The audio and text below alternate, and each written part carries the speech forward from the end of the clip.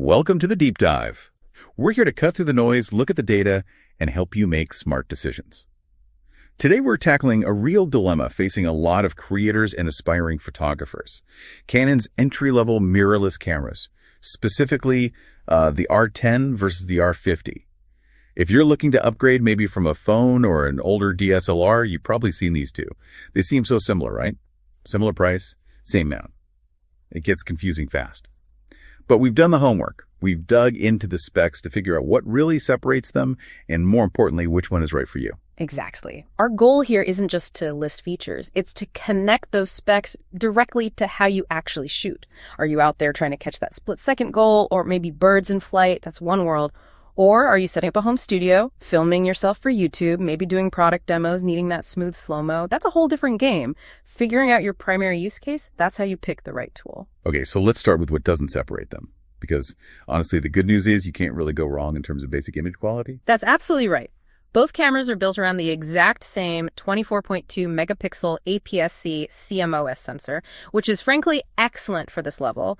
And they both use Canon's powerful DIGIC X image processor. So that means the color, the look, the dynamic range, it's going to be basically identical. Pretty much, yes. Your still photos will look the same, fundamentally. They both shoot CRAW, HEIF, JPEG, all the modern formats.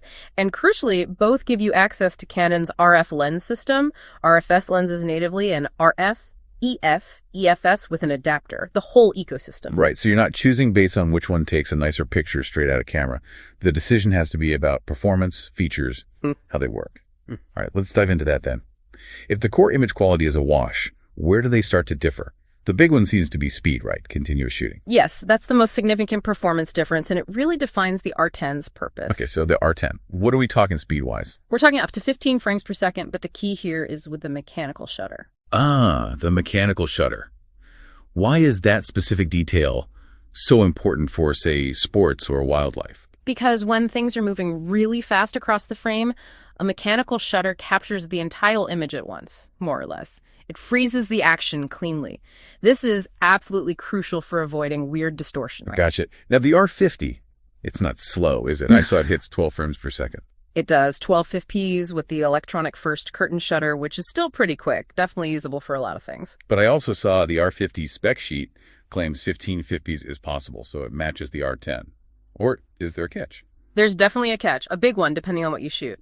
To hit that 15 fps, the R50 has to switch to its fully electronic shutter. Okay, electronic shutter. I know it's silent, which can be nice. But what's the downside for action? The downside is the risk of rolling shutter. It's a well-known artifact. Explain that. If I'm panning my camera fast, falling like a cyclist. Right. Because the electronic shutter reads the sensor line by line from top to bottom instead of all at once. Fast-moving subjects, or even vertical lines in the background like fences or poles when you pan quickly, can appear skewed, bent, slanted, warped. It looks unnatural. Ugh, yeah. Definitely don't want that if you're serious about capturing action accurately. Exactly. The R10 gives you that same 15 fps speed, but uses the physical mechanical shutter, which completely avoids that rolling shutter problem for fast subjects. So for pure action, fast-moving subjects, the R10 has the clear advantage. That's its strength. Okay, so point R10 for the speed demons and action photographers. Yeah. But what about everyone else? The people creating video content, maybe vlogging? Now we shift gears. While the R10 wins on raw mechanical speed for stills, the R50 feels strategically designed for the hybrid shooter, the person doing both photos and video. And this is where the R50 starts to pull ahead, particularly in its video features and just general usability for content creation. Let's talk video specifics. Both cameras shoot 4K, right? But you're saying the R50's 4K is better. How, if the sensor's the same? It's about how it creates that 4K image. The R50 offers 6K oversampled, uncropped 4K video up to 30p. Oversampled, so it's using the whole sensor, reading out a 6K image. Exactly. It captures way more detail than needed for 4K, and then it intelligently scales that down to the final 4K resolution. Which should mean sharper, cleaner, more detailed 4K footage compared to maybe a non-oversampled or cropped 4K signal. Precisely. It's a noticeably better 4K image. That's a big plus for anyone serious about video quality. Okay, that's one point for the R50 on video. What else? Flexibility. Slow motion is huge for content creators, right? Adding impact, showing detail. The R50 gives you full HD recording at up to 120 frames per second. That's essential for getting that really smooth cinematic slow-mo. 120 FPS is definitely a key spec for video folks. And wasn't there a specific mode on the R50 aimed at creators? Something about demos? Yes. The movie for close-up demo mode, this is actually quite clever and incredibly useful for certain types of videos. Like product reviews. Yeah. Or tutorials. Exactly. Imagine you're talking to the camera, then you hold up a product to show detail. Usually you'd have to wait for the autofocus to maybe catch on or tap the screen. With this mode, the camera automatically and quickly shifts focus to whatever object you hold up closest to the lens. Then, when you pull it away, it smoothly snaps focus right back to your face. Oh, that's smart. That saves a ton of hassle in editing, just making sure focus is where you want it. A real workflow enhancer. It really is. It just removes friction for that specific, very common vlogging or review scenario. Okay, so better 4K quality, essential slow-mo, and smart AF features for demos. Let's stick with autofocus for a second. Both have Canon's dual pixel AF2, which is generally excellent. Any differences there that favor the R50 creator?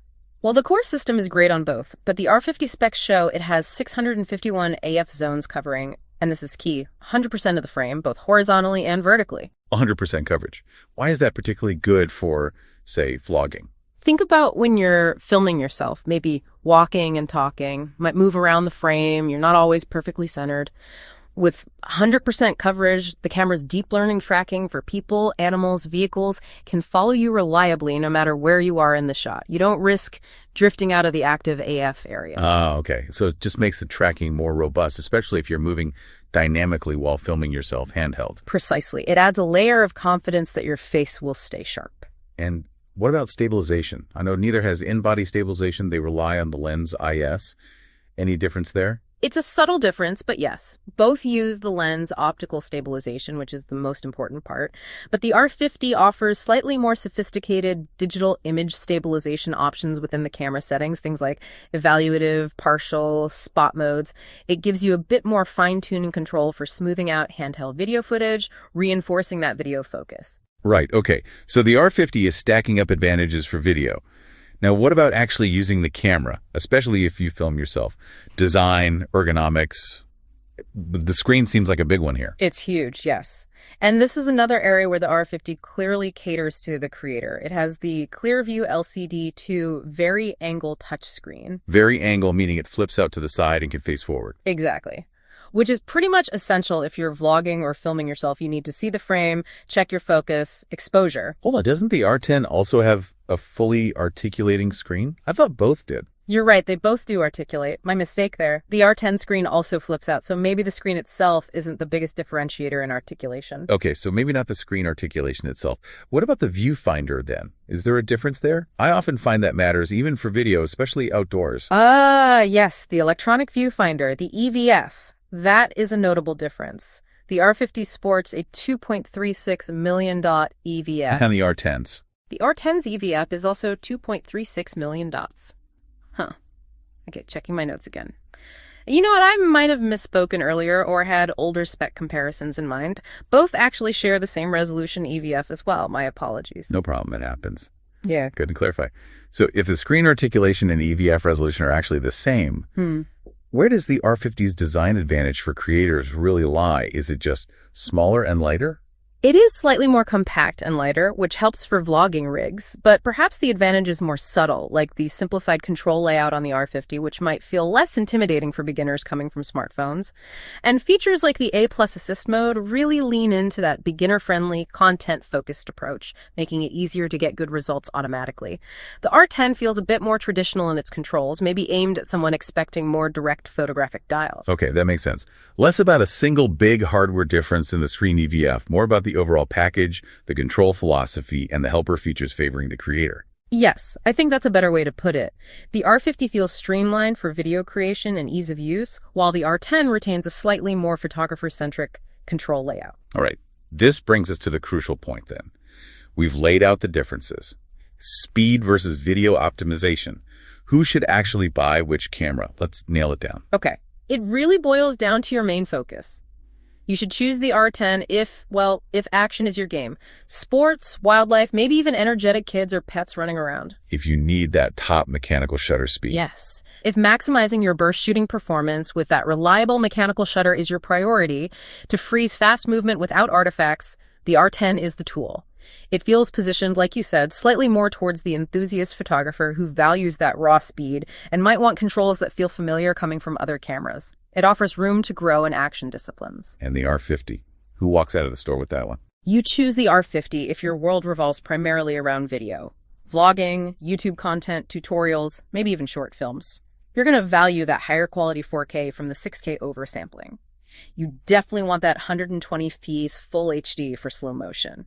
And you'll appreciate the usability features, the close-up demo mode, the slightly simpler interface, the full AF coverage for tracking yourself. It's just built for the modern creator. Especially if you're maybe newer to dedicated cameras coming from a phone. Yeah. The ease of use features like A+ assist might seal the deal. Absolutely. It's arguably the more beginner-friendly package overall, especially for video. Okay, so let's try and sum this all up. A final takeaway. The Canon R10. It's the speedster. Think action, think stills, think mechanical shutter performance. The Canon R50. It's the creator's hybrid. Think video quality, slow motion, vlogging usability, and ease of entry. But importantly, both are really capable entry points into the mirrorless world, sharing that excellent sensor and processor. Exactly. And that leads to maybe the most important point for someone deciding today. A final thought to consider. Whichever body you choose, the R10 or the R50, you're investing in the Canon RF mount. That lens system is where the long-term value lies. Since the core image quality from the sensor is identical, the skills you learn, the lenses you acquire, they all carry forward. Your choice now is about optimizing for your current primary needs, speed, or video features. But either camera is a fantastic gateway into a larger system you can grow with for years to come. You're making a good choice either way, just tailor it to what you do most.